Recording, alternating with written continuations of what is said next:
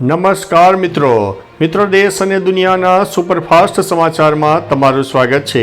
Syrup કાંડ, નવો કાયદો લાવશે કેન્દ્ર સરકાર। મધ્યપ્રદેશ અને રાજસ્થાનમાં કફ સિરપ પીવાથી બાળકોના મોત બાદ ભારે ચકચાર જમી જવા પામી છે। હવે સરકારે જાહેરાત કરી છે કે ટૂંક સમયમાં એક નવો નિયમ અને મેડિકલ ડિવાઇસ અને કોસ્મેટિક એક્ટ રજૂ કરાશે, જે 1940થી અમલમાં રહેલા જૂના કાયદાને બદલશે। નવી કાનૂની ભલામણ મુજબ દવાઓના બેચની કડક પરીક્ષા, સીધી કાર્યવાહી માટે CDSCOને વધુ સત્તાઓ અને લાયસન્સિંગ સંપૂર્ણ ડિજિટલાઇઝેશન કરવામાં આવશે। મિત્રો, અન્ય મહત્વના સમાચારની વાત કરીએ તો કોહલી પ્રોપર્ટીનો પાવર ભાઈને આપીને ઇંગ્લેન્ડ શિફ્ટ થયા છે। ભારતીય ક્રિકેટર વિરાટ કોહલીએ ગુરુગ્રામની પોતાની પ્રોપર્ટીનો જનરલ પાવર ઓફ એટર્ની પોતાના ભાઈ વિકાસ કોહલીના નામે ટ્રાન્સફર કરાવ્યો છે। વિરાટ કોહલી હવે પત્ની અનુષ્કા શર્મા અને બાળકો સાથે મોટાભાગનો સમય ઇંગ્લેન્ડમાં વિતાવે છે। ભારતમાં તેમની ગેરહાજરીમાં પ્રોપર્ટી સંબંધિત કાનૂની સંચાલન વ્યવસ્થિત રીતે થઈ શકે તે માટે મોટો નિર્ણય લીધો છે। મિત્રો, અન્ય મહત્વના સમાચારની વાત કરીએ તો મુખ્યમંત્રી નિવાસસ્થાને 1-to-1 બેઠક કરાશે। ગુજરાતમાં મંત્રીમંડળ વિસ્તરણને લઈને તડામાર તૈયારીઓ ચાલી રહી છે। ભાજપના રાષ્ટ્રીય મહામંત્રી સુનિલ બંસલ મહત્વપૂર્ણ બેઠકનું આયોજન કરવામાં હતા, જેમાં પદ છોડવાના મંત્રીઓ સાથે 1-to-1 ચર્ચા થવાનું આયોજન હતું। સંગઠન મહામંત્રી પણ બેઠકમાં હાજર રહેવાનું આયોજન હતું। મુખ્યમંત્રી નિવાસસ્થાને યોજાનારી આ બેઠકમાં જ રાજીનામા ઉપર મંત્રીઓની સહી લેવાનું આયોજન હતું। હાલ તમામ મંત્રીઓ, ધારાસભ્યો પણ ગાંધીનગર પહોંચી ગયા હતા। મિત્રો, અન્ય મહત્વના સમાચારની વાત કરીએ તો ચીને WTOમાં ભારત વિરુદ્ધ ફરિયાદ નોંધાવી। ભારતમાં ઇલેક્ટ્રિક વાહનોને અપાતી ભારે સબસિડી સામે ચીને વિશ્વ વેપાર સંગઠનમાં ફરિયાદ નોંધાવી છે। ચીનનો દાવો છે કે આ સબસિડી ભારતની સ્થાનિક કંપનીઓને ગેરવ્યાજબી ફાયદો પહોંચાડી રહી છે, જેના કારણે ચીની EV અને તેના ઉત્પાદનના વેચાણ ઉપર નકારાત્મક અસર પડી રહી છે। ભારત ઇલેક્ટ્રિક કાર પર વિશ્વના મુખ્ય દેશોમાંથી સૌથી વધુ લગભગ 46% સુધીની સબસિડી આપી રહ્યું છે। મિત્રો, અન્ય મહત્વના સમાચારની વાત કરીએ તો ટ્રમ્પના વખાણ બદલ પાકિસ્તાન PM તેમના દેશમાં ટ્રોલ થયા છે। ઇજિપ્તમાં ગાઝા શાંતિ સમિટ દરમિયાન પાકિસ્તાનના વડાપ્રધાન શાહબાઝ શરીફે અમેરિકી રાષ્ટ્રપતિના ટ્રમ્પના વખાણ કરતા તેમને નોબેલ પુરસ્કાર માટેના ટોચના દાવેદાર ગણાવ્યા, જેનાથી તેઓ પોતાના દેશમાં ટ્રોલ થયા છે। પાકિસ્તાની યુઝર્સે તેમને ચાપલુસ અને ખુશામતખોર ગણાવીને આકરી ટીકા કરી। સોશિયલ મીડિયા પર લોકોએ કહ્યું છે કે જો ચાપલુસી માટે નોબેલ હોત તો શરીફ ટોચના દાવેદાર હોત। મિત્રો, અન્ય મહત્વના સમાચારની વાત કરીએ તો શ્રીલંકાના પ્રધાનમંત્રી ભારતની મુલાકાતે। શ્રીલંકાના પ્રધાનમંત્રી હરિની અમરાસુરિયા 3 દિવસની ભારતની મુલાકાતે છે। ટોચનું પદ સંભાળ્યા પછી તેમની આ પહેલીવાર સત્તાવાર ભારત મુલાકાત છે। આ મુલાકાત દરમિયાન તેઓ ભારતના વડાપ્રધાન અને અન્ય નેતાઓ સાથે દ્વિપક્ષીય સંબંધો, વેપાર, રોકાણ, સુરક્ષા અને સાંસ્કૃતિક સહકાર જેવા મુદ્દાઓ પર ચર્ચા કરવાનું આયોજન છે। ભારત અને શ્રીલંકા સંબંધોને વધુ મજબૂત બનાવવા માટે આ મુલાકાતને મહત્વપૂર્ણ માનવામાં આવી રહી છે।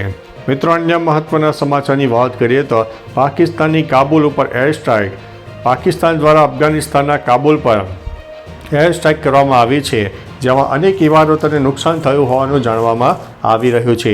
આ હુમલા બાદ અફઘાનિસ્તાને પાકિસ્તાનના પેશાવર વિસ્તારમાં વળતો પ્રહાર પણ કર્યો। બંને દેશો વચ્ચે સંભવિત યુદ્ધ જેવી પરિસ્થિતિ સર્જાઈ ગઈ। હાલ તણાવ ઘટાડવા માટે 48 કલાકનો સીઝફાયર જારી કરવામાં આવ્યો છે। આ ઘટનાએ દક્ષિણ એશિયામાં સુરક્ષા પરિસ્થિતિ અંગે ચિંતાઓ ઊભી કરી છે। મિત્રો, અન્ય મહત્વના સમાચારની વાત કરીએ તો મેડ ઇન ઇન્ડિયા મિલિટરી પેરાશૂટનું સફળ પરીક્ષણ। ભારતીય સેનાના જવાનોએ બુધવારે DRDO દ્વારા વિકસિત made in India military combat parachute સિસ્ટમનું સફળ પરીક્ષણ કર્યું છે। ભારતીય વાયુસેનાના 3 જવાનોએ 32,000 ફૂટની ઊંચાઈએથી છલાંગ લગાવી। આ પેરાશૂટ સિસ્ટમ સ્વદેશી સેટેલાઇટ નેવિગેશન સિસ્ટમ નવી IC-થી સજ્જ છે। આ પરીક્ષણ પેરાશૂટની સુધારેલી લેન્ડિંગ, કંટ્રોલિંગ અને નેવિગેશન ક્ષમતા ચકાસવા માટે કરવામાં આવ્યું છે। મિત્રો, અન્ય મહત્વના સમાચારની વાત કરીએ તો ડાંગમાં કોંગ્રેસની જન આક્રોશ સભા। ગુજરાત કોંગ્રેસે રાજ્યમાં વધી રહેલી મંદી, મોંઘવારી, બેરોજગારી અને ભ્રષ્ટાચારથી ત્રસ્ત જનતાના હક અને અધિકારની લડત માટે બુલંદ માટે જન આક્રોશ સભાનું આયોજન કર્યું છે।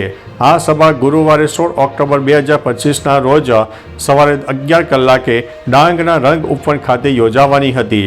આ સભા દ્વારા કોંગ્રેસ સરકાર સામે લોકોનો આક્રોશ રજૂ કરવાના હતા.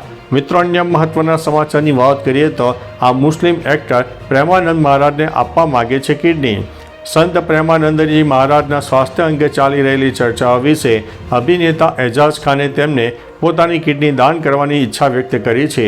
પોતાના ઇન્સ્ટાગ્રામ હેન્ડલ ઉપર શેર કરેલા વિડીયોમાં એજાઝે પ્રેમાનંદ મહારાજને શાંતિપ્રેમી વ્યક્તિત્વ ગણાવ્યા છે. આશ્રમ અને પોલીસે સ્પષ્ટતા કરી છે કે મહારાજ સંપૂર્ણ રીતે સ્વસ્થ છે. ભક્તોને બિનજરૂરી ફેક ન્યૂઝ પર વિશ્વાસ ન કરવા અને અફવા ન ફેલાવવા માટે અપીલ કરી છે.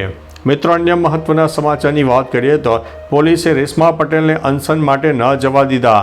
ખેડૂતો સાથે થતા અન્યાય વિરુદ્ધ આમ આદમી પાર્ટીના ગુજરાત પ્રદેશ મહિલા પ્રમુખ રેશમા પટેલ 3 દિવસથી ઉપવાસ ઉપર છે. તેઓ જૂનાગઢથી અમદાવાદ ખાતે આમરણ અનશનમાં જોડાવા નીકળ્યા હતા, ત્યારે પોલીસે તેમને ઘરની બહાર નીકળવા દીધા નહીં. આપ દ્વારા સવાલ ઉઠાવ્યો કે શું હવે ગુજરાતમાં ઉપવાસ કે અનશન કરવું એ પણ ગુનો છે. તેમણે ભાજપ ઉપર તાનાશાહીનો આરોપ લગાવ્યો છે. મિત્રો, અન્ય મહત્વના સમાચારની વાત કરીએ તો હાલ મુખ્યમંત્રી પાસે કેટલા છે હવાલા? સીએમ ભૂપેન્દ્રભાઈ પટેલ પાસે હાલ સામાન્ય વહીવટ, વહીવટી સુધારણા, તાલીમ અને આયોજન, ગૃહ અને પોલીસ, હાઉસિંગ, મહેસૂલ અને આપત્તિ વ્યવસ્થાપન, શહેરી વિકાસ અને શહેરી ગૃહ નિર્માણ, પંચાયત, માર્ગ અને મકાન અને પાટનગર યોજના, ખાણ અને ખનિજ વિભાગ, યાત્રાધામ વિકાસ, નર્મદા અને કલ્પસર, બંદરો, માહિતી અને પ્રસારણ, નશાબંધી અને આબકારી, વિજ્ઞાન અને પ્રૌદ્યોગિકી, તમામ નીતિ વિષયક બાબતો અને અન્ય કોઈ મંત્રીઓને ન ફાળવેલા વિષયોનો પણ હવાલો છે. મિત્રો, અન્ય મહત્વના સમાચારની વાત કરીએ તો બોટાદ બાદ હવે ગઢડા એપીએમસીમાં પણ કપાસની ખરીદીમાં કડદા. બોટાદ બાદ હવે ગઢડા એપીએમસીમાં પણ કપાસની ખરીદીમાં કડદા મુદ્દે વિવાદ ઊભો થયો છે. એક ખેડૂત અને વેપારી વચ્ચે થયેલી રકઝકનો વિડીયો સોશિયલ મીડિયામાં વાયરલ થયો છે અને વાયરલ થતાં ખેડૂતોની ફરિયાદોને બળ મળ્યું છે. એપીએમસી ચેરમેને આક્ષેપોને નકારી કાઢીને વિરોધીઓને રાજકીય કાવતરું ગણાવ્યું છે. બીજી તરફ વિપક્ષ નેતા મિત ડાંગરે ચેરમેન પર મનમાનીના આક્ષેપો કરીને તપાસની માંગ કરી છે. મિત્રો, અન્ય મહત્વના સમાચારની વાત કરીએ તો સુરત રેલવે સ્ટેશન પર મુસાફરોની ભીડ. સુરત ઉધના રેલવે સ્ટેશન પર દિવાળીની રજાઓને કારણે મુસાફરોની ભારે ભીડ જોવા મળી રહી છે. યુપી અને બિહાર જવા માટે તાપી, ગંગા, દાનપુર, ભાગલપુર સહિત 4 સ્પેશિયલ જનરલ ટ્રેનો શરૂ કરવામાં આવી હોવા છતાં ભીડ નિયંત્રણ બહાર છે. મુસાફરો સાંજે જ પોલીસ સ્ટેશન પહોંચી ગયા હતા અને 12 થી 15 કલાક સુધી પ્લેટફોર્મ ઉપર સમય પસાર કર્યો હતો. ભીડ સંભાળવા માટે ડ્રોન મોનિટરિંગ અને મોબાઈલ ટિકિટિંગની વ્યવસ્થા પણ કરવામાં આવી હતી. મિત્રો, અન્ય મહત્વના સમાચારની વાત કરીએ તો સ્વામિનારાયણ સંતો દ્વારા કરોડોની ઠગાઈ. આણંદ નજીકના ચીખોદરા ગામમાં સ્વામિનારાયણ મંદિર બનાવવાના બહાને 4.50 કરોડની મોટી છેતરપિંડીનો ભાંડાફોડ થયો છે. અમદાવાદના બિલ્ડરને વડોદરા જિલ્લાના સાવલી તાલુકામાં જમીન ખરીદવાના ભાગીદાર બનાવવાની લાલચ આપીને 8 શખ્સોએ રૂપિયા પડાવ્યા હતા.